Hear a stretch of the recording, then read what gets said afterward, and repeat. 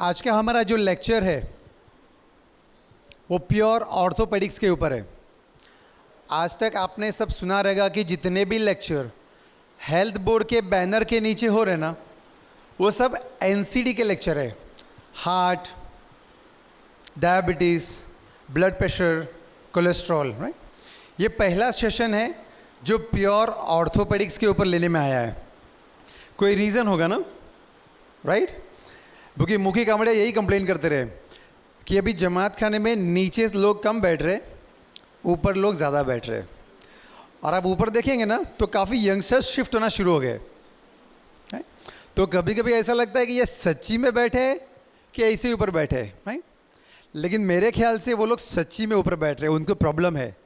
Because जैसे अभी हम लोग इवेल्युएट कर रहे हैं, ये जो ऑर्थोपेडिक इश्यूज़ है जो पहले लेट एज में होते थे, अभी ये ऑर्थोपेडिक इश्यूज़ जैसे कि घुटने की तकलीफ़, कमर की तकलीफ़ पहले 50-60 साल के बाद होती थी।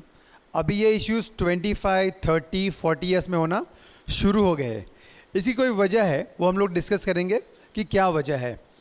आप हार्डली ऐसा कोई एक फैमिली आपको कहाँ मिलेगी पूरे में भी दहीसर में, जोगेश्वरी में, जिसमें फैमिली में से किसी को भी ऑर्थोपेडिक इशू नहीं है। सब फैमिली में कभी ना कभी किसी को बैक पेन हुआ है, बाद में अच्छा हो गया रहेगा, नी पेन हुआ है, अच्छा हुआ रहेगा, मतलब कुछ ना कुछ इश्यू है। ऐसा कोई भी नहीं है कि जो या जिसकी फैमिली में किसी को कोई भी ऑर्थोपेडिक इशू नहीं है, राइट? तो लेट्स सी ये बार बार इतने इश्यूज क्यों हो रहे हैं। ओके, सबसे पहले हम ऐसी कोई चीज़ें डिस्कस करेंगे जिसके बारे में जमात को बहुत सारा कन्फ्यूजन है या આપણે કહીએ ખોટી માન્યતાઓ। પહેલાં આ સમજીએ, કારણ આ માન્યતાઓ તમારા દિમાગમાંથી અગર નહીં હટે તો તમે આગળ મારું લેક્ચર સમજી નહીં શકો। ઓકે, સૌથી પહેલી માન્યતા, ગરમ પાણી અને લીંબુ પીવાથી બોડીને નુકસાન થાય છે। વજન કરવા માટે વજન ઓછો કરવા આપણે ઘણીવાર ગરમ પાણી ને લીંબુ સવારે ઉઠીને પીએ છીએ, તો પીવું જોઈએ કે નહીં પીવું જોઈએ? એનાથી હાડકાને નુકસાન થાય કે નહીં થાય? ઓકે, હાડકાને નુકસાન થાય એમ કહેવાવાળા કેટલા છે? ન થાય એ કહેવાવાળા કેટલા છે? અને એનાથી વજન ઓછો થાય એ કહેવાવાળા કેટલા છે? વાવ, ગુડ। मतलब वजन ओछो करवा माटे घणा लोग ट्राय तो चोक्कस करे छे, दैट्स गुड। सिट्रिक एसिड आवे एमां, तो तमे गरम पाणी अने नींबू पीवाथी नुकसान कोई नथी। एनाथी तमारा बॉडीनो बेजल मेटाबॉलिक रेट एटले एक चीज आवे जे एनर्जी जल्दी कंज्यूम करे अने तमारो वजन ओछो थई सके, पण बहु एक्सेस में नहीं करवानो। बिकॉज तमे बहु एक्सेस में पीओ तो तमारा दांत खराब थई सके छे। ओके, આપણે કોઈ પણને કહીએ ને કે ભાઈ મને ઘૂંટણની તકલીફ છે, તો ઘરમાં બધા માણસોને સલાહ આપે કે વોક કરો, તું વોક નથી કરતો, વોક કરો, તું વોક નથી કરતો। તો તમને લાગે છે કે વોકિંગ એ બધાનું સોલ્યુશન છે? ઘૂંટણના દુખાવા હોય તો વોક કરવી કે ન કરવી? હા યા ના?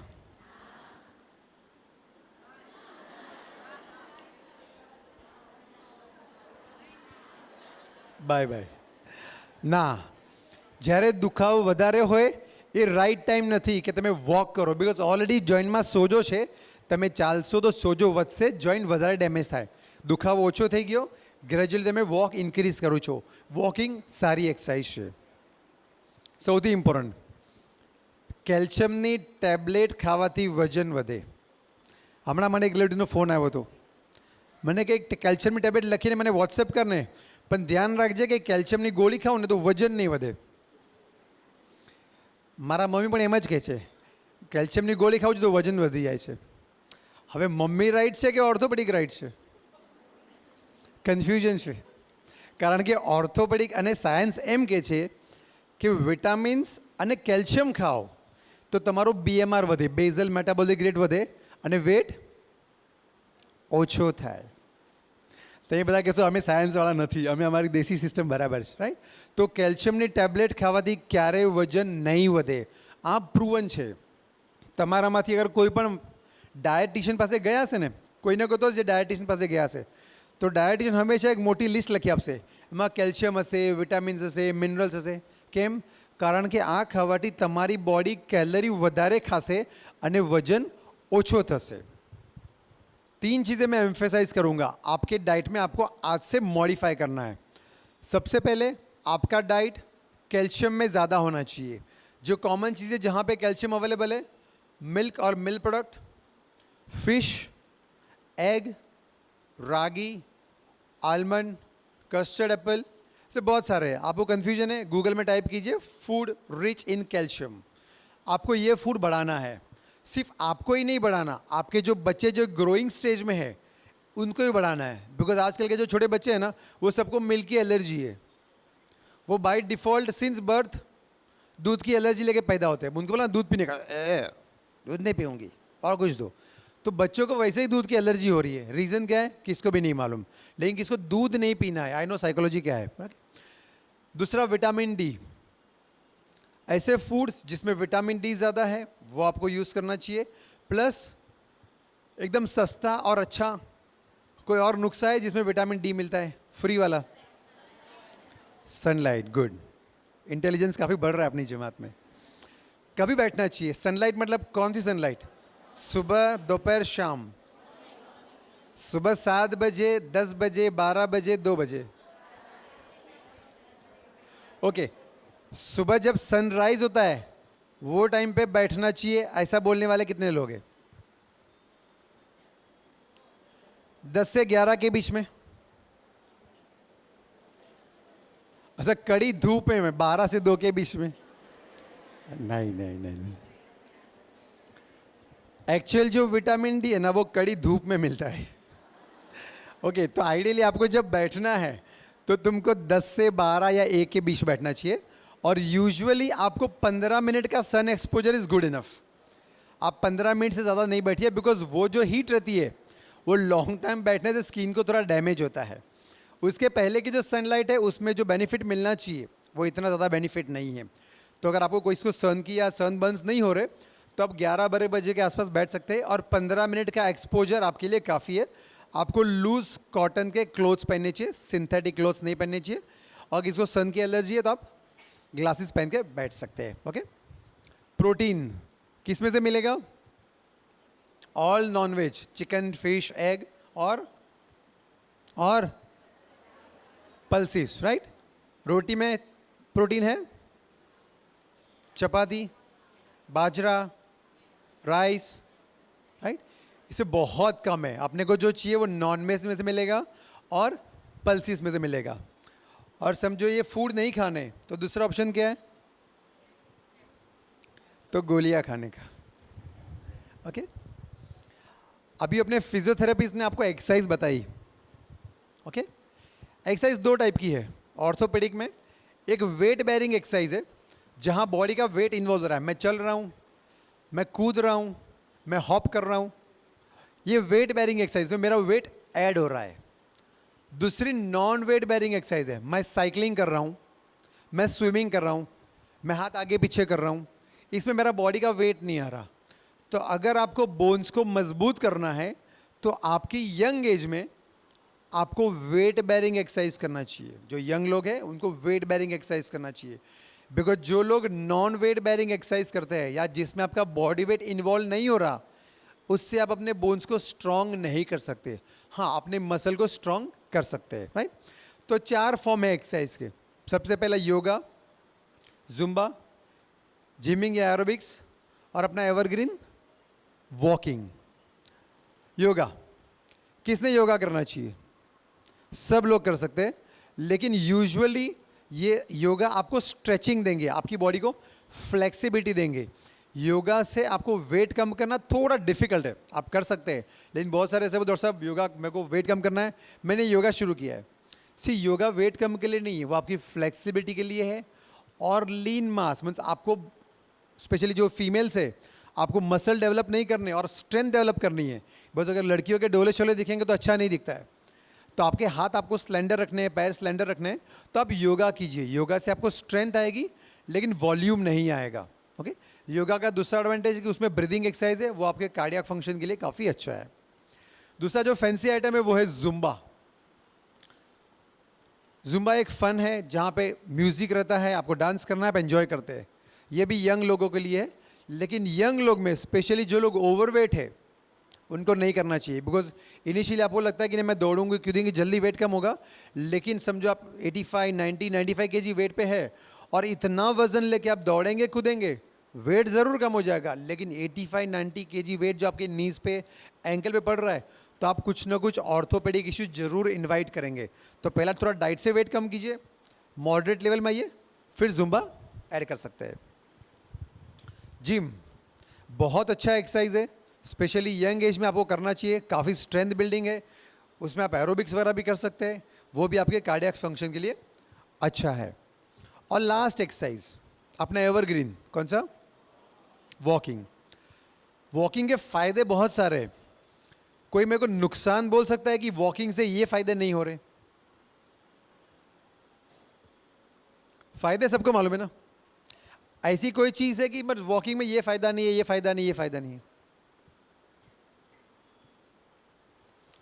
वॉकिंग सिर्फ पैरों से होती है, हाथ सिर्फ हिलते हैं, तो वॉकिंग हम लोग बोलते हैं लोअर बॉडी एक्सरसाइज है, अपर बॉडी एक्सरसाइज नहीं है, सबसे पहली चीज़।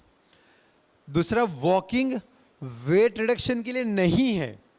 हमको क्या लगता है, मेरे को वेट कम करना ना, मैं वॉक करूँगा वज़न कम हो जाएगा। वॉक करने से वेट मेंटेन होता है। अगर आपको वेट कम करना है तो आपको 1 डेढ़ 2 घंटा चलना पड़ेगा। और आपको कोई भी ऑर्थोपेडिक इश्यूज़ है, आप अगर 1 डेढ़ 2 घंटा चलेंगे तो आपकी knee arthritis, back pain, heel pain बढ़ सकता है। तो वॉकिंग वेट कम करने के लिए डेफिनेटली नहीं है। हाँ, वेट को मेंटेन कर सकते हैं आप, उस वक्त खाना कम कीजिए तो आपको उसका बेनिफिट मिल सकता है, राइट। पोस्चर के बारे में अभी आपने सुन लिया ऑलरेडी। मैं इसमें सिर्फ 3 चीज़ें एम्फेसाइज करूंगा, स्पेशली आप लोग में से जो लोग लॉन्ग टाइम सिटिंग में इन्वॉल्व है, जो लोग डेस्क जॉब करते हैं, ऑफिस में रहते हैं, या इन जनरल आपको लगता है कि मेरा बैठना ज़्यादा है, तो हम लोग ये बोलते हैं कि ऑर्थोपेडिक में सिटिंग सबसे ज़्यादा खराब है। लॉन्ग टाइम बैठने से स्पाइन में बहुत सारा लोड पड़ता है, आपकी डिस्क पे बहुत सारा प्रेशर आता है। इसलिए बैठने के लिए आपको हमेशा अपराइट बैठना चाहिए। पिक्चर में आप देख सकते हैं, आपकी बैक हमेशा पीछे टच होनी चाहिए। आपका टमी है या आपका एंटीरियर पोर्शन है वो सामने टेबल को टच होना चाहिए, ताकि आपको आगे पीछे दोनों बाजू से सपोर्ट होना चाहिए। आपके पैर ज़मीन पे टच होने चाहिए। और आपको लग रहा है नहीं ये सब नहीं जमता है ना, ऐसा नहीं बैठ सकता, मेरे को ऐसा झुक के बैठने की आदत है, कोई बात नहीं। हर 20-25 मिनट के ब्रेक लीजिए। 20-25 મિનિટ થાય એટલે ઊભા થઈને 2 આંટા મારો, પાછા બેસો, ડઝન્ટ મેટર, ચાલશે। તમને આ ન ફાવે તો વચ્ચે બ્રેક લેવો જરૂરી છે। ફક્ત તમે 20-25 મિનિટ બ્રેક લેશો તો એ તમારા સ્પાઇન પર, ડિસ્ક પર લોંગ ટર્મમાં પ્રેશર નહીં આવે। અને નેક માટે એટલે સિમ્પલ ચીઝ યાદ રાખવાની કે તમારી નેક જ્યારે 45 ડિગ્રી આ સ્ટ્રેટ એટલે 0 કહેવાય, 45 ડિગ્રીથી નીચે જ્યારે કન્ટિન્યુઅસ કામ કરશે, લેડીઝમાં રોટલી બનાવી, આટો ગુંદવો, શાકભાજી કાપવી, રીડિંગ, રાઇટિંગ, વોટ્સએપ, મોબાઈલ, આ બધું આમ થાય। આ બધું તમે આમ શિફ્ટ કરો। રીડિંગ ટેબલ પર હોવી જોઈએ, શાકભાજી તમે ઊભા રહીને કાપો, આમ થાય, આમ કરવી પડે। પછી બેસીને કાપો તો દેટ્સ મોર કમ્ફર્ટેબલ। એટલે કામ કરવાની પેટર્ન ચેન્જ કરો તો નેક અને બેકના ઇશ્યુ ડેવલપ જ નહીં થાય। આ બધી સિસ્ટમ તમારે યંગ એજમાં ચેન્જ કરવાની છે। ડેમેજ થયા પછી ટ્રીટમેન્ટ થશે, પણ કમ્પ્લીટ નોર્મલ થવું કોઈ મુશ્કેલ થાય છે, રાઈટ। ઓકે, આજના ટોપિકમાં આ બેઝિક ઇન્ટ્રોડક્શન હતું ઓર્થોપેડિક્સનું। આજે આપણે 3 ટોપિક ટચ કરવાના છીએ। હું તમને બ્રીફ આઈડિયા આપીશ, તમારા જે ક્વેશ્ચન છે આપણે પછી ડીલ કરશું। ફર્સ્ટ ઓસ્ટિયો આર્થરાઇટિસ, બીજો ટોપિક છે ઓસ્ટિયોપોરોસિસ, અને ત્રીજો ટોપિક છે સ્પોન્ડિલોસિસ, ગાદીનો દુખાવો કે મણકાનો દુખાવો, નેક પેઇન વગેરે, રાઈટ। પહેલો ટોપિક ઓસ્ટિયો આર્થરાઇટિસ। કોઈ મને કહી શકે ઓસ્ટિયો આર્થરાઇટિસ એટલે શું છે? આપણે જ્યારે કહીએ ઓસ્ટિયો આર્થરાઇટિસ મીન્સ શું? હાડકાં પોલા થઈ જાય, ઓકે। और कुछ? હાડકાં પોલા થઈ જાય ઇઝ ઓસ્ટિયોપોરોસિસ। ઓસ્ટિયો આર્થરાઇટિસ એટલે હાડકું ઘસાઈ ગયું, જોઈન્ટ ઘસાઈ ગયો, ચિકાસ ઓછી થઈ ગઈ, કાર્ટિલેજ ઘસાઈ ગયું, ગાદી ઘસાઈ ગઈ, આ બધા અલગ અલગ વર્ડ છે. કોઈ તમને ડૉક્ટર કહે છે ગાદી ઘસાઈ ગઈ છે, કોઈ ચિકાસ ઓછી થઈ છે, કોઈ કહે છે ઓઇલ નથી. આ બધું એક જ ચીજ છે, સિમ્પલ. તમારા જોઈન્ટમાં અંદર ડેમેજ થાય. નોર્મલી જોઈન્ટ તમે ફર્સ્ટ પિક્ચરમાં જોઈ શકો કે આપણા જોઈન્ટમાં કાર્ટિલેજ આવે, એક સ્મૂથ મૂવમેન્ટ માટે ઓઇલ જેવું એક એકદમ સ્મૂથ શાઇની સ્ટ્રક્ચર આવે, અમે એને કાર્ટિલેજ કહીએ. જ્યારે કાર્ટિલેજ ડેમેજ થવા માંડે, સ્લોલી તમારા જોઈન્ટની ચિકાસ ઓછી થઈ જાય, અને જેમ જેમ ચિકાસ ઓછી થઈ જાય અંદરનું હાડકું બે એકબીજાને ટચ થવા માંડે અને સખત દુખાવો થાય.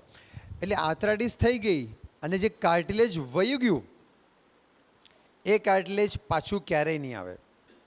એટલે ફર્સ્ટ ગ્રેડમાંથી લાસ્ટ ગ્રેડમાં પોકવાનું આપણે અટકાવવું જોઈએ. એટલે તમારે અર્લી ડાયગ્નોઝ થવું જોઈએ કે મને આ પ્રોબ્લેમ શરૂ થયો છે અને હવે મારે લાઈફસ્ટાઈલ ચેન્જ કરવાની છે. એટલે અર્લી ડાયગ્નોસિસ, અર્લી ટ્રીટમેન્ટથી ઘણો ફાયદો થઈ શકે. જોઈન્ટ કમ્પ્લીટલી ખરાબ થઈ ગયો હોય, તમે કહો ને હવે હું બધી ટ્રીટમેન્ટ કરીશ, હું 10 કિલો વજન ઓછો કરીશ, પણ એનો કાંઈ ફરક નહીં પડે, બિકોઝ જોઈન્ટ ઓલરેડી ખરાબ થઈ ગયો છે. હવે તમને સર્જરી લાગી શકે. બે ટાઈપના આર્થરાઇટિસ આવે. એક જે નેચરલી થાય, ઉંમરના હિસાબે બધાને થાય. આપણે જેમ જેમ એજ થઈએ વાળ કેમ સફેદ થાય, સ્કિન લૂઝ થાય, આ નેચરલ છે. આ નેચરની સિસ્ટમ છે કે આપણે એજ થઈએ તો નીમાં જ્યાં વજન આવે ત્યાં ઘણા લોકોને અંગૂઠામાં થતું હશે આ હિસ્સામાં. એટલે બોડીનો સેકન્ડ કોમનેસ્ટ જોઈન્ટ અંગૂઠો છે જ્યાં કોમન આર્થરાઇટિસ થઈ શકે. આ એજિંગના હિસાબે છે, આ બધાને થાય છે. આના સિવાય બીજું એક વા કહીએ આપણે. વા એટલે રૂમેટોઇડ આર્થરાઇટિસ, આપણે સાંભળ્યું હોય કોઈએ, ગાઉટ કોઈએ સાંભળ્યું હોય તો, યા એસએલઈ, આ બધી સેકન્ડ આ બીમારીઓ છે. આ એજિંગના લીધે નથી. આ ક્યારે પણ તમને આવી શકે. આ મતલબ 18 વર્ષના બચ્ચાને પણ આવી શકે, 5 વર્ષના બચ્ચાને પણ આવી શકે, અને સ્લોલી બધા જ જોઈન્ટને ખાઈ જાય. એટલે આની તમને કન્ટિન્યુઅસ ટ્રીટમેન્ટ લાગે. તમે કહો મને વા થયો છે ને હું 15-20 દિવસ દવા કરું સારી થઈ જાઉં, નહીં. આ ડાયાબિટીસ, બ્લડ પ્રેશર, હાર્ટના ઇસ્યુ જેવું છે. એકવાર આવી બીમારી એટલે જિંદગીભર ગોળી ખાવાની. ગોળી નહીં ખાશો તો આગળ જઈને જોઈન્ટની તકલીફ થઈ શકે છે. કોમન કોઝ શું કારણ છે? એક જેનેટિક, મધર ફાધરને હોય તો તમને આવવાના ચાન્સીસ થોડા વધારે છે. સ્ટ્રોંગ રિલેશન નથી પણ થોડા ચાન્સીસ વધારે છે. સૌથી ઇમ્પોર્ટન્ટ, ઓવરવેટ. ત્રીજું, તમારા પગ વાંકા હોય. તમે અગર જોશો ને, આમાં એક સેકન્ડ પિક્ચર છે. આપણે જે એશિયન્સ છીએ અને ઇન્ડિયન સ્પેશિયલી અમે લોકો કહીએ, એશિયનમાં, ઇન્ડિયન્સમાં આપણા પગ સ્ટ્રેટ નથી, આપણા પગ નીચેથી ક્રોસ છે, આમ છે. આપણી બનાવટ છે. તો જે લોકોના પગ આમ ક્રોસ હોય એ લોકોને અંદરની બાજુ બહુ લોડ આવે. અધરવાઇઝ નોર્મલી આપણે જ્યારે ઊભા રહીએ તો 50% વજન અંદરની બાજુ, 50% વજન બહારની બાજુ આવે. તો જોઈન્ટમાં ઇક્વલ લોડ થાય, તો જોઈન્ટ જલ્દી ન ઘસાય. પણ અગર એક જ બાજુ લોડ આવે, આ બાજુ લોડ નથી જઈ રહ્યો, તો જ્યાં લોડ પડે એ ખરાબ થઈ જાય. ભલે આ સારું રહ્યું, પણ આ કમ્પ્લીટલી ખરાબ થઈ ગયું એટલે તમને કન્ટિન્યુઅસ દુખાવો આવી શકે. એટલે પગ આમ હોઈ શકે, યા અમુક લોકોના પગ આમ હોય છે. સ્પેશિયલી જે લોકો બચપનથી ઓબેઝ હોય યા હંમેશા ઓવરવેટ રહે છે ને, એ લોકોના પગ આમ થઈ જાય, એ લોકોના બે નીઝ અડવા માંડે, તો એ લોકોને જોઈન્ટ બહારની બાજુથી ઘસાય, અંદરની બાજુથી ઓછા ઘસાય. અને સૌથી મોટું જે રીઝન છે, જે હું વધારે એમ્ફેસાઇઝ કરીશ, એ ઓવરવેટ છે. બહુ વજન વધી ગયો પછી ઓછો કરવો બહુ ડિફિકલ્ટ છે. અને પાછા જ્યારે ઓવરવેટ પેશન્ટ અમે કહીએ વેટ કમ કરો, વેટ કમ કરો. ઘણા પેશન્ટ એવા આવે છે આવીને કે સાહેબ વેટ કે બારે મેં કુછ નહીં બોલા. મતલબ એ લોકો બેચારા એટલા ડૉક્ટર પાસે ગયા હોય છે ને, એ લોકો કંટાળી ગયા હોય છે. જે ડૉક્ટર પાસે એમ જ કે વેટ કમ કરો, વેટ કમ કરો. એ કે મારાથી વજન ઓછું નથી થતું, કે હું ગાંડી છું, મારા વજન ઓછું નથી કરવો, પણ થવો બી તો જોઈએ ને. તો એક લિમિટ ક્રોસ કર્યા પછી વેટ ઓછું કરો ડિફિકલ્ટ છે. પછી બેરિયાટ્રિક સર્જરીને કરવી પડે. સમજો 85-90 છે, જેમાં તમને ઓલો સર્જન પણ ના પાડશે કે તમે ઓપરેશન નહીં કરાવો, તમે ટ્રાય કરો. આપણે બધી ટ્રાય કરી, ઘૂંટણ દુખે છે, ચાલી નથી શકાતું, જમવાનું ઓલરેડી ઓછું ખાઈએ છીએ પણ વજન વધે જ જાય છે. તો જ્યારે વજન વધતો હોય, તમે હેલ્થ બોર્ડમાં ક્યારે પણ સ્ક્રીનિંગ પ્રોગ્રામમાં જશો ને, તો એ લોકો હંમેશા વેટ મેજર કરે છે. તમે જાઓ એટલે ખાલી પૂછી લેવાનું કે મારો વજન કેટલો હોવો જોઈએ, તમને કહી દેશે આટલું વજન હોવું જોઈએ. એટલે તમારે વજન ધ્યાનમાં રાખવાનું કે મારો વજન આનથી ઉપર ન થવો જોઈએ. એનથી ઉપર અગર થાય જાય, મતલબ સમજવાનું કાંઈ ને કાંઈ ગડબડ છે. તમારાથી થાય તો તમે ડાયટમાં કંટ્રોલ કરો યા ડાયટિશિયનને મળો. 15-20 કિલો વધી ગયો પછી ઓછો કરવો બહુ ડિફિકલ્ટ છે. થાય એવું નથી, પણ it's very difficult to reduce after that stage. હવે અગર મને આર્થરાઇટિસ થઈ છે તો શું ચેન્જીસ કરી શકું? મારા યા તમારા લેવલ પર તમે શું કરી શકો? રાઈટ. First, 4 lifestyle modification. નીચે બેસવાનું ઓછું કરવું જોઈએ, એટલે પલાઠી વાળવાનું બંધ કરવું જોઈએ. કારણ તમે જેટલો નીને બેન્ડ કરો, 90 ડિગ્રીથી આગળ પગ વળે એટલે નીમાં ડેમેજ વધે. તો સૌથી પહેલી ચીજ, પલાઠી વાળીને બેસવું ઓછું, ઇન્ડિયન બાથરૂમમાં બેસવાનું ઓછું. એટલે હવે મારા ખ્યાલથી કોઈના ઘરે ઇન્ડિયન નહીં હશે, પણ કોઈના ઘરે હશે. અગર ચેન્જ કરાવો તો મારી રિક્વેસ્ટ છે તમે ઇંગ્લિશ બાથરૂમ લગાવજો, તમને બેક અને નીના પ્રોબ્લેમ ઓછા થશે. સીડી ચડતર, યંગ લોકો સીડી ચડતર કરી શકે છે, પણ મેં જોયું છે ઘણા લોકો વજન ઓછું કરવા માટે સીડી ચડતર કરે છે કે નહીં, સીડી ચડવા ઉતરવાથી વજન ઓછો થાય. ચોક્કસ ઓછો થાય, પણ તમે અગર 45-50 વર્ષની એજના હોય અને તમે વજન ઓછો કરવા માટે ચડતર કરશો તો 5-10 કિલો વજન ઓછો થઈ જશે, ઘૂંટણ ખરાબ થઈ જશે. પછી રેસ્ટ કરો, એ 5-10 કિલો પાછો આવી જશે. તો સીડી ચડ ઉતર કરવું is not a good exercise વજન ઓછો કરવા માટે. અને લાસ્ટ, કોન્સ્ટન્ટ સ્ટેન્ડિંગ. તમે કિચનમાં જ્યારે ઊભા રહો છો, એક ટેબલ રાખવાની હેબિટ રાખવાની, થોડા ઊભા રહો બેસી જાઓ, ઊભા રહો બેસી જાઓ. તો આ 4 જો તમે તમારા લેવલ પર કરી શકો છો. વેટ રિડક્શન આપણે ડિસ્કસ કર્યું. તમે ની સપોર્ટ પહેરી શકો છો આર્થરાઇટિસ માટે. ગરમ પાણીનો શેક, ઠંડા પાણીનો શેક એડ કરી શકો છો. ગરમ પાણી ક્યારે અને ઠંડુ પાણી ક્યારે, કે બંને કરવાના? ગરમ કરવું કે ઠંડુ કરવું? કોઈ ઇન્જરી થઈ હોય, માર વાગ્યો હોય, અચાનક દુખાવો આવી જાય તો બરફ. લાંબા ટાઈમનો દુખાવો છે એમાં તમે બરફ કરો, ગરમ પાણી કરો, ફરક નથી પડતો. અને હજુ નવી સિસ્ટમ છે કોન્ટ્રાસ્ટ બાદ, ગરમ ઠંડુ ગરમ ઠંડુ. એટલે જે લોકો એકદમ ફુરસતમાં હોય એ લોકો આ કરે, થોડું ગરમ લગાવે, થોડું ઠંડુ લાગે. ગરમ એટલે જેને કામ ના હોય તો થોડું ગરમ એ કરે, થોડું ઠંડુ એ કરે, તો ટાઈમ પાસ થાય એટલે સારું લાગે લોકોને. ઓકે, સેટિસ્ફેક્શન લાગુ છે ને કાંઈ કરું છું ઘૂંટણ માટે. ઓકે, આ તમે તમારા લેવલ પર કરી શકો. ડૉક્ટર તમને કઈ રીતે હેલ્પ કરી શકે છે? ઘણીવાર हमारे पास पेशेंट आवे, हमें कहे कि सब आपको नी में आर्थराइटिस है, जॉइंट खराब हो गया. हाँ वो मेरे को मालूम है, मेरे को पेन किलर मत देना. એટલે બધાને એમ જ છે બસ પેઇન કિલર નહીં ખાવાનું. પણ સી તમારા જોઈન્ટમાં પાણી ભરાઈ ગયું છે, જોઈન્ટમાં સોજો છે, તો જે દવા આવે એ પાણીને ઓછું કરે, સોજો ઓછો કરે. તો જ્યારે પાણી ઓછું થશે ને સોજો ઓછો થશે તો પેઇન તો ઓછું થવાનું છે ને. તો એમને શું લાગે, ડૉક્ટરે મને પેઇન કિલર આપે છે, અરે પણ મટશે તો સારું થશે ને. તો ડૉક્ટરને એનું ડિસિઝન લેવા દો. અને તમને એવું લાગે તમે સાहब इसमें ऐसा कौन सा दवाई है कि मेरे को जो बहुत दर्द होगा तो मैं लूँगी और जो मेरे को ज़रूरी है. ડૉક્ટરને પૂછી દેવાનું, ડૉક્ટર તમને ક્લિયર કહેશે કે ઓકે આ તમને જરૂરી છે, આ તમને જરૂર ન હોય ત્યારે તમે જરૂરી વધારે હોય ત્યારે તમે રાખી શકો છો. તમે કહેશો ને મેરે કો દવાઈ નહીં चाहिए તો ડૉક્ટર મેજિક તો નથી કરવાનો ને, કાંઈ તો આપશે તો થશે ને. યા પછી ડૉક્ટર પાસે ખાલી કાઉન્સલિંગ માટે ગયા હોય તો વાત અલગ છે, રાઈટ. એટલે ટેબ્લેટ્સ અને લુબ્રિકેશન ડૉક્ટરને કોલ લેવા દો, he can give you medicines accordingly. નીની એક્સરસાઇઝ હમણાં તમે દેખાડી, વેરી સિમ્પલ એક્સરસાઇઝ. રોજ 5 મિનિટ સવારે, 5 મિનિટ સાંજે કરો, પગમાં સ્ટ્રેન્થ રહેશે. નીના ઇન્જેક્શન્સ, તમે ઇન્ડિયાની બહાર જશો ને તો ઘૂંટણના દુખાવા માટે કોઈ મેડિસિન ડિસ્પેન્સ નથી કરતું.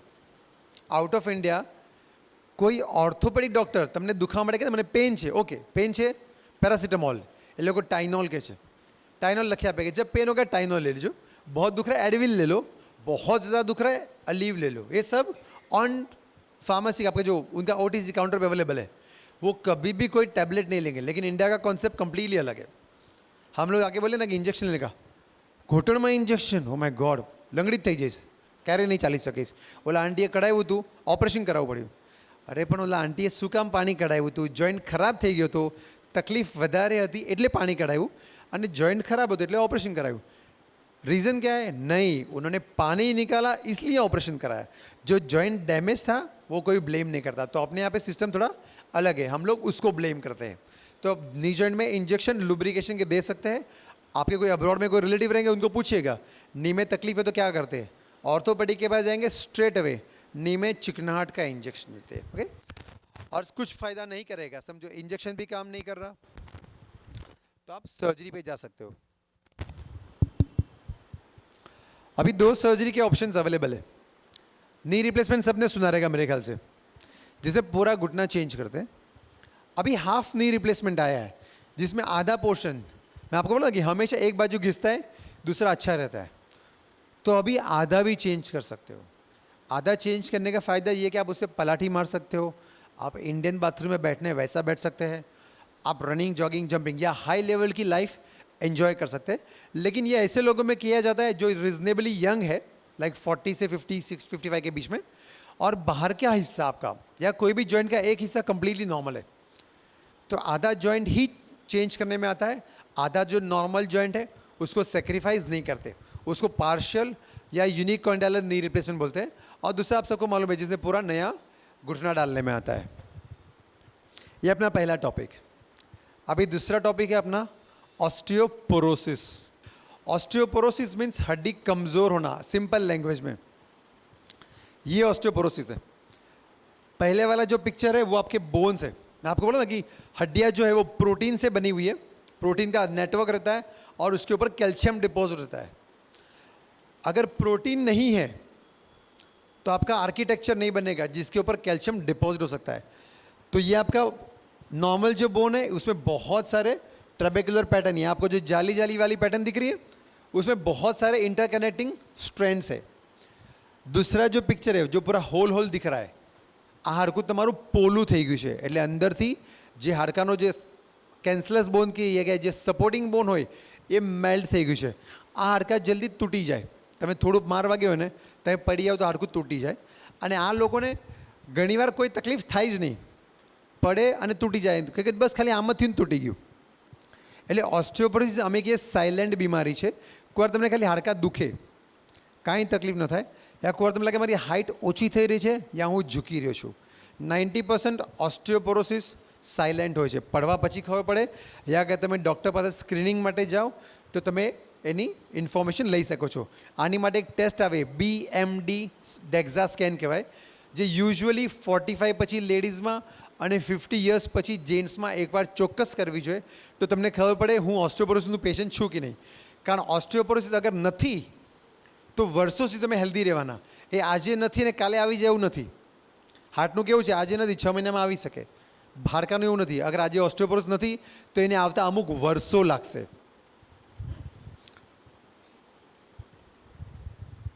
આના માટે પણ સૌથી important high protein diet, high vitamin D અને હાઈ કેલ્શિયમ। એટલે હાડકા માટે સિમ્પલ 3 ચીજ રાખવાની, કેલ્શિયમ, વિટામિન ડી અને પ્રોટીન।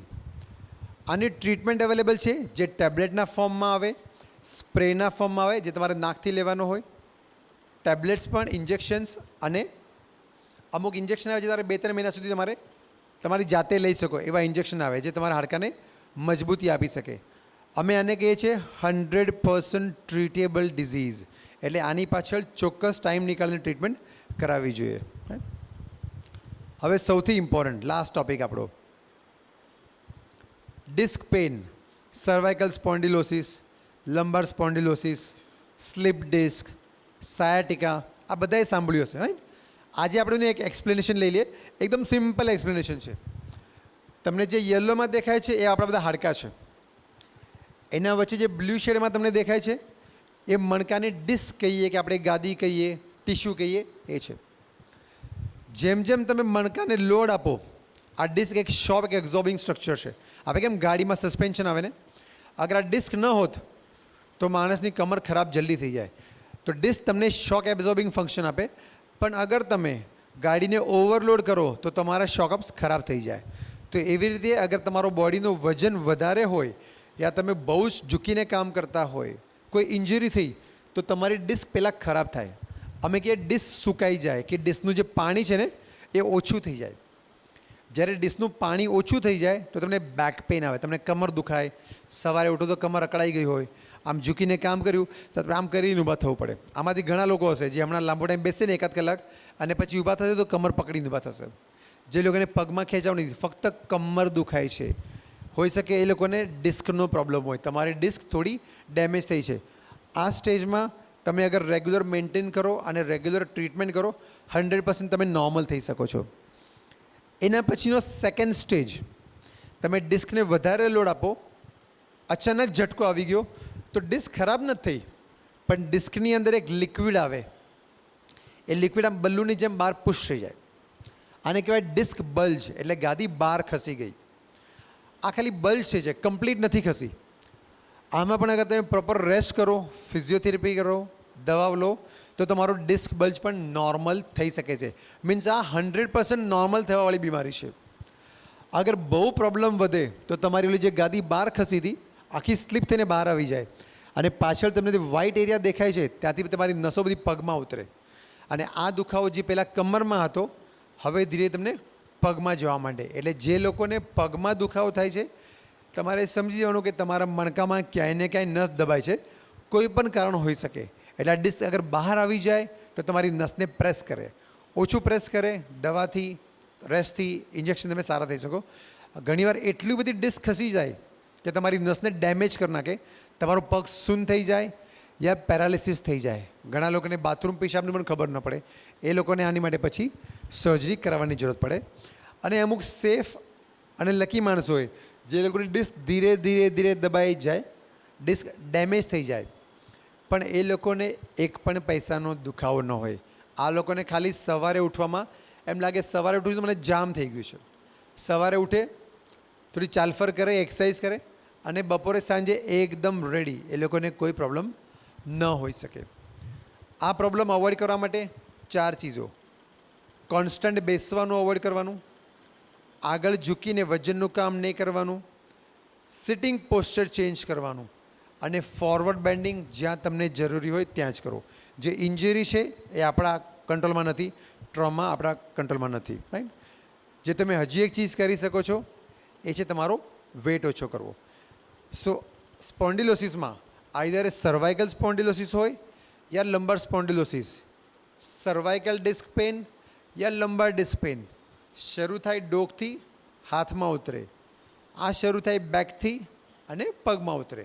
તો જ્યારે ઘસારો થઈ જાય, જે લાસ્ટ સ્ટેજ હતું,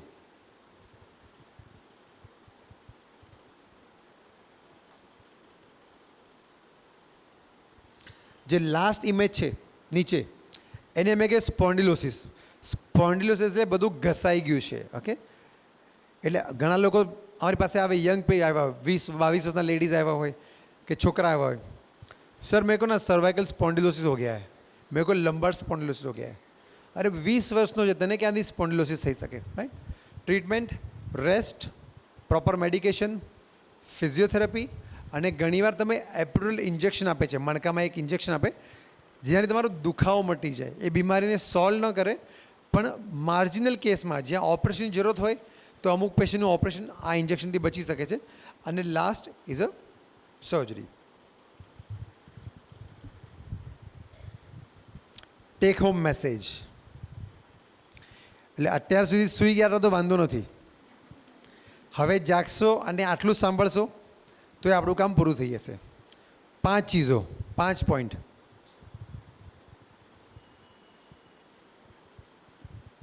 high calcium, vitamin D, high protein diet. First, strict weight monitoring. વધી ગયો પછી ઓછો થવો બિગ ટાસ્ક છે, એટલે વેટ મોનિટર કરો. Regular weight bearing exercise. Cycling is good, swimming is good, પણ વેટ બેરિંગ એમાં વોકિંગ આવી શકે, બ્રિસ્ક વોકિંગ આવી શકે, લાઇટ જોગિંગ આવી શકે, રનિંગ આવી શકે. તમારી એજના હિસાબે કોઈ પણ વેટ બેરિંગ એક્સરસાઇઝ કરવી જરૂરી છે. Lifestyle modification. જેમ જેમ તમારી ઉંમર થાય લાઈફને મોડિફાય કરો.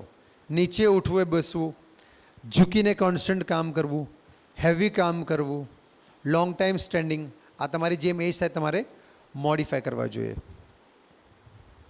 અને લાસ્ટ, જ્યારે પણ એવું લાગે ભાઈ તકલીફ કન્ટિન્યુઅસ રહી છે, મારા બેઝિક મોડિફિકેશનથી મને ફરક નથી પડી રહ્યો, ઘરની દવાથી મને ફરક નથી પડી રહ્યો, તો બહુ ખેંચવું નહીં જોઈએ.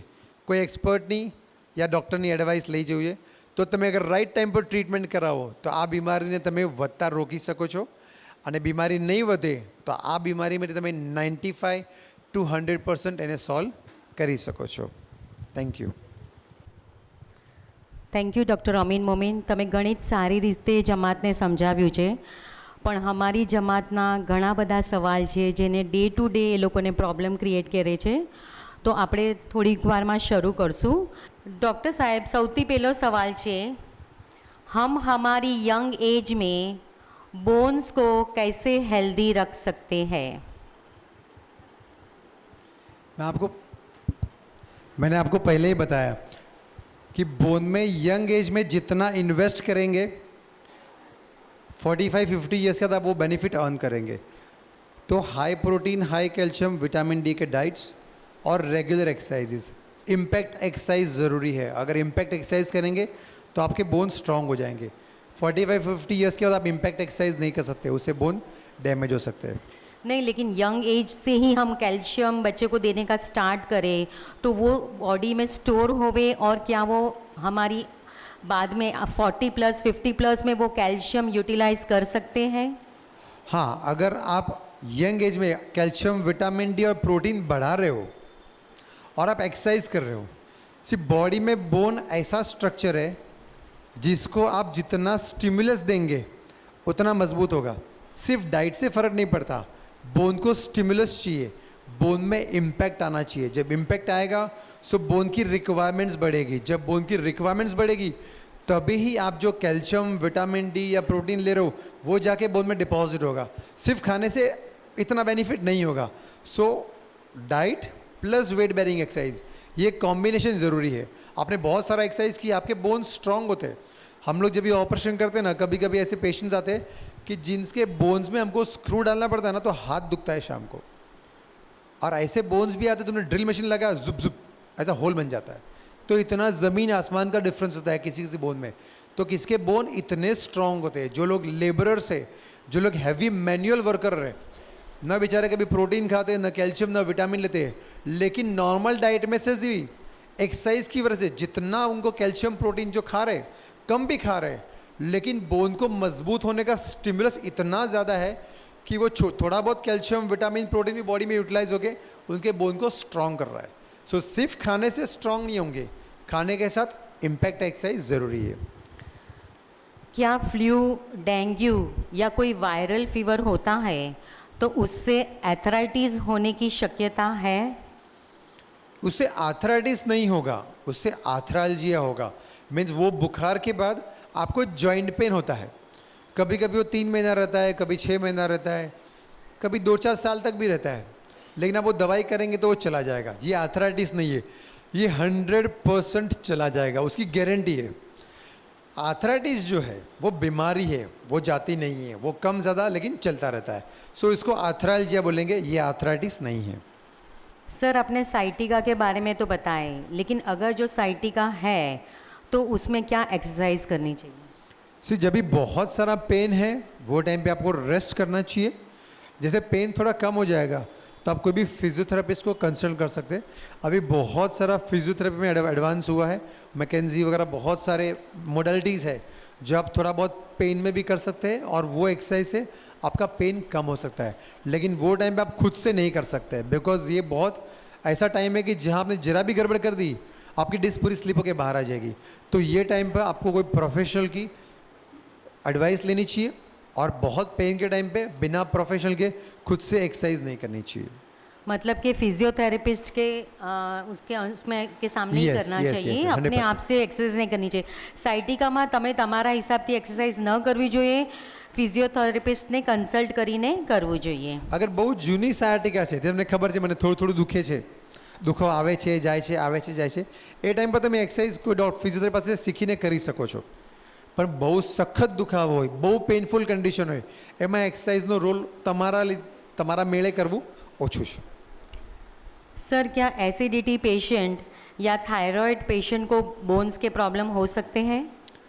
एसिडिटी का और बोन्स का डायरेक्ट कोई कनेक्शन नहीं है, लेकिन अगर आप एसिडिटी के लिए एंटासिड्स बहुत ज़्यादा लेते हो, कोई कोई लोग बहुत सेंसिटिव रहते हैं, बोला मेरे को एसिडिटी 24 घंटा रहती है। अभी उन्होंने इतनी सारी गोलियां खाई थी कि उनको ऐसा लगे बस मैं एसिडिटी की गोली के बिना जिंदा रह ही नहीं सकती। वो सुबह उठते हैं और सबसे पहले एसिडिटी की गोली खाते हैं। तो आप जितना एसिडिटी की गोली खाएंगे आपके पेट में एसिड कम हो जाएगा, आपका दर्द कम हो जाएगा पेट का। लेकिन जो आप कैल्शियम खा रहे हो, वो कैल्शियम को ब्लड में जाने के लिए आपके पेट में एसिड होना ज़रूरी है। अगर मैंने एसिडिटी की बहुत सारी गोली खाई, मेरे पेट में एसिड है ही नहीं, तो मेरा जो कैल्शियम होगा वो मेरे बॉडी के मेरे ब्लड में नहीं जाएगा। इसलिए डायरेक्ट रिलेशन नहीं है एसिडिटी का, लेकिन एसिडिटी की गोली का बोन्स की स्ट्रेंथ पे रिलेशन है। मतलब कैल्शियम एब्जॉर्ब नहीं होएगा? हाँ जी। अगर किसी को फ्रोजन शोल्डर हो जाता है तो उसके लिए क्या करना चाहिए और कौन सी एक्सरसाइज करनी चाहिए? सिर्फ सबसे पहले ये डायग्नोज होना चाहिए कि ये फ्रोजन शोल्डर है। बिकॉज हम लोग ऐसे बहुत सारे पेशेंट देखते हैं जो ऑर्थोपेडिक सर्जन के पास जाके आए और ऐसा डायग्नोज हो गया कि ये फ्रोजन शोल्डर है और वो बेचारे एक्सरसाइज करते रहते। जबकि बहुत बार ऐसा देखने में कि आप जब उनको एग्जामिन करते तो मालूम चलता है कि उनको फ्रोजन शोल्डर नहीं है, उनकी कोई नस डैमेज हो गई है, मसल खराब हो गया है और आप उसी का एक्सरसाइज कर बोलते अच्छा ही नहीं हो रहा। अरे मसल फट चुका है अंदर, आपको उसको एक्सरसाइज नहीं करना चाहिए, आपको आराम करना चाहिए। तो ऐसा पहले डायग्नोज होना बहुत ज़रूरी है कि फ्रोजन शोल्डर है कि नहीं है, बाद में आपको कोई प्रॉपर फिजियो से करना चाहिए। खुद से इनिशियल स्टेज में एक्सरसाइज नहीं करना चाहिए। आप 2-4 दिन फिजियो के पास जाओ, सीख लो, फिर घर पे करो। आप बोलेंगे मैं हर एक्सरसाइज घर पे से शुरू करूं, कोई बीमारी में पॉसिबल नहीं है। आप सलाह ले लो, बाद में आपको घर पे करना है, आपको रोज़ फिजियो के पास जाने की ज़रूरत नहीं पड़ती है। હું જમાતખાનામાં અડધી કલાકથી વધારે બેસું છું તો મારા પગમાં ખાલી ચડી જાય છે અથવા તો નમ થઈ જાય છે, તો કાંઈ મારે જોઈન્ટ પેનનો પ્રોબ્લેમ છે? आप जब भी कोई भी हार्ड सरफेस पे बैठेंगे ना और पैर सुन्न हो गए और आप उठेंगे, अगर पैर आगे पीछे किया, 2-3 मिनट ऊपर नीचे किया और ठीक हो गया, ये नॉर्मल है। बस आप जब बैठते हैं तो यहाँ पे 2 नसें रहती है, वो हार्ड सरफेस पे बैठने से दब जाएगी। आप पैर आगे पीछे करें तो उसमें खून वापस जाता है और वो नॉर्मल हो जाता है। उसको बोलते हैं पैर सो गया, पैर सोना, आपने कभी सुना रहेगा। तो ये नॉर्मल है, ये बीमारी नहीं है। लेकिन आपको लगता है मैं चल रही हूँ और मेरा पैर सुन्न हो रहा है, या मैं खड़े रहती हूँ और पैर सुन्न हो गए, ये बीमारी है। कैल्शियम के साथ में विटामिन डी का क्या रिलेशन है? उसका डोज सप्लीमेंट कैसे लेना चाहिए, कितने इंटरवल में लेना चाहिए? अगर कैल्शियम को बॉडी के अंदर या ब्लड में जाना है, आपके खाने में जितना भी कैल्शियम है, अगर वो कैल्शियम को ब्लड में जाना है तो विटामिन डी के थ्रू जा सकता है। अगर विटामिन डी आपके बॉडी में नहीं है तो कैल्शियम आपके ब्लड में या आपके बोन में नहीं जा सकता।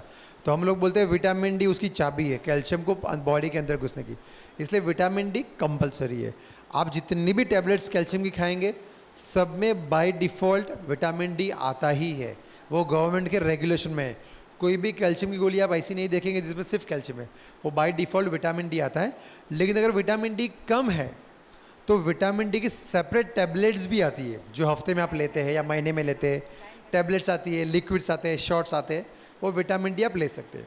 यूजुअली अगर विटामिन डी डेफिशिएंसी बहुत ज़्यादा है, आपके रिपोर्ट्स में आ रहा है, तो आप इंजेक्टेबल लीजिए, इंजेक्शन को डॉक्टर से 1 या 2, बहुत सारे डॉक्टर 5 इंजेक्शन 6 इंजेक्शन लिख के देते।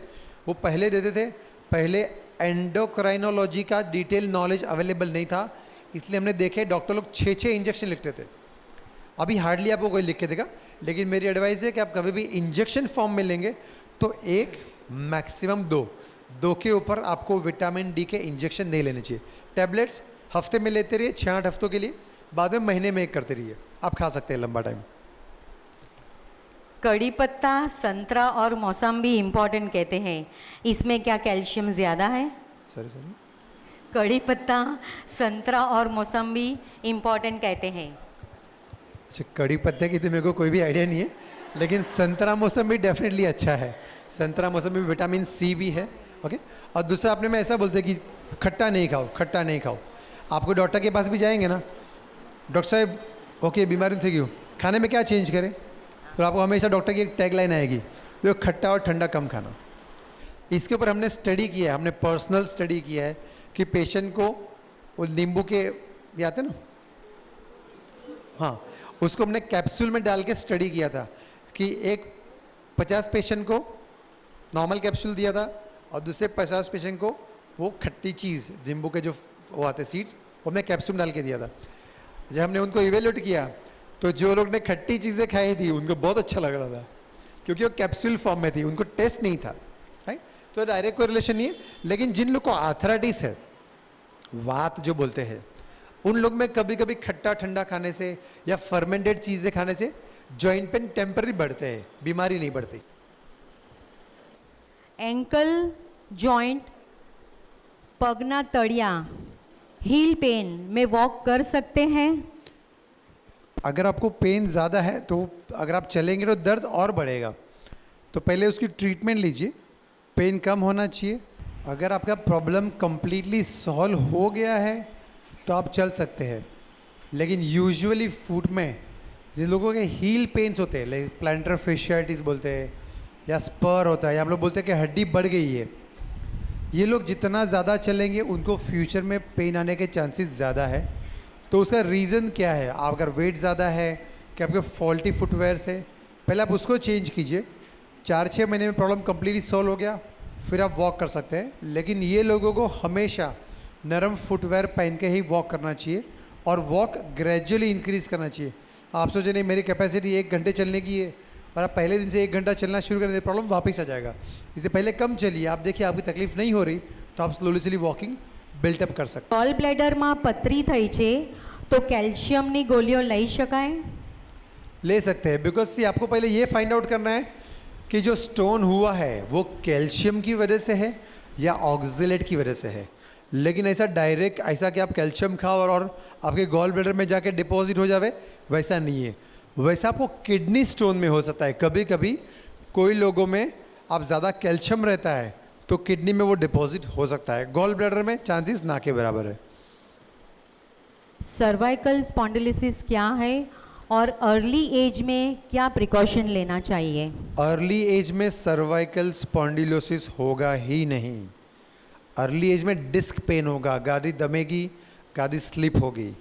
तो आपका जो पोस्चर है बेसिकली, मैं आपको पता है जो गर्दन झुक के जो काम करते हैं, जैसे कि अगर यंग एज वाले हैं तो मोस्टली वो लोग डेस्क जॉब करते हैं, लाइक लैपटॉप पे बैठते हैं या कंप्यूटर पर बैठते हैं, वो कांस्टेंट सिटिंग आता है और आपको लैपटॉप रखने की पोजीशन रॉन्ग है, आप गर्दन को झुका के काम करते हैं। या मोबाइल्स वगैरह, आजकल आप जिसको भी देखो पूरा दिन मोबाइल में लगे रहते हैं, तो मोबाइल आप हमेशा ऐसा यूज़ करते हैं जहाँ गर्दन कांस्टेंट झुकी हुई रहती है। तो एक्सट्रीम झुक के या एक्सट्रीम कांस्टेंट बैठ के काम कम करो, प्रॉब्लम नहीं होगी। और एक्सरसाइज।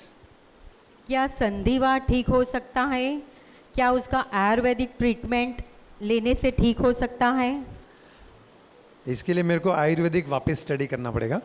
मतलब उसके लिए मैं ओपिनियन नहीं दे सकता हूँ बिकॉज मैं आयुर्वेदिक एक्सपर्ट नहीं हूँ। लेकिन अगर आपने ट्रीटमेंट की है आयुर्वेदिक और आपको फ़ायदा हो रहा है, आप ले सकते हैं। बिकॉज वो भी एक पैथी है, ऐसा नहीं है कि वो रॉन्ग है, वो भी एक पैथी है। बहुत सारे पेशेंट हमने देखे हैं कि जो होम्योपैथी भी करते हैं, तो आप कर सकते हैं। अगर आपको जम रहा है तो करने में कोई नुकसान नहीं है। एलोपैथी डेफिनेटली उसका बहुत बड़ा मेडिसिन का रोल है। आप लॉन्ग टर्म मेडिसिन लेंगे तो आप कंट्रोल में आ जाएंगे। आप बोलेंगे मेरे बॉडी में से वात चला गया, ये रेयरली होता है। मतलब ऐसा होता है कि आपका वात कंट्रोल में आ गया, डॉक्टर आपकी दवाइयाँ बंद कर देगा। लेकिन कभी कभी वापस वात आ सकता है और कभी कभी वो वात आपकी बॉडी में कंट्रोल में आ जाएगा तो ज़िंदगी और आपको तकलीफ नहीं देता है। लेकिन मोस्ट ऑफ द टाइम हमने देखा है कि वो 40-50% पॉपुलेशन होता है जिसमें थोड़ा बहुत दर्द होता रहता है। आजकल मोबाइल ज़्यादा हाथ में पकड़ने से थोड़ी देर के बाद हाथ में खाली चढ़ने लगती है, उसका क्या रीज़न है? अगर आप हाथ को कंटिन्यूस एक पोजीशन में रखेंगे तो आपकी रिस्ट में यहाँ पे एक नस रहती है, वो कंटिन्यूस एक पोजीशन में रहने से वो नस दब जाएगी और आपके हाथ में खाली चढ़ती है। तो अगर आपको लगता है कि आपका मोबाइल का यूज़ ज़रूरी कामों के लिए ज़्यादा है तो आप हैंड्स फ्री यूज़ कर सकते हैं या ब्लूटूथ यूज़ कर सकते हैं। ओके, आपको ऐसा होल्ड नहीं करना चाहिए। और फिजूल कामों के लिए यूज़ होता है तो फिजूल काम कम कर दीजिए, ज़रूरी कामों के लिए यूज़ कीजिए। मेरी 12 साल की लड़की है, she is fit and healthy, लेकिन वो स्कूल में कोई भी आउटडोर एक्टिविटीज़ में पार्ट नहीं लेती है। वो हमेशा उसके पैर दर्द की कंप्लेन करती है, तो what is the reason? Young age में हमने बहुत बार देखा है कि उनमें calcium deficiency, vitamin D deficiency, B12 deficiency, ये बहुत कॉमन है। और ये भी कभी एग्जामिन करने में देखते हैं कि उनके जो काफ के मसल्स है वो बहुत बार टाइट रहते हैं। बिकॉज आज के बच्चों की फिजिकल एक्टिविटी इन जनरल बहुत कम है। लाइक अपने टाइम पे मोबाइल ऐसा लैपटॉप वगैरह कुछ नहीं थे, तो हमको खेलना मीन्स बाहर जाके दौड़ना, कूदना, डांस करना, जंप करना, तो अपनी फिजिकल एक्टिविटी ज़्यादा थी। उसके अलावा अपने पास कुछ खेलने को था ही नहीं। ડૉક્ટર અમીનનો ઘણો ઘણો આભાર માનીશ કે તેઓ પોતાનો સમય આપ્યો, સેશન લીધું અને અમને બરાબર સવાલના જવાબ આપ્યા છે. ઘણો ઘણો આભાર.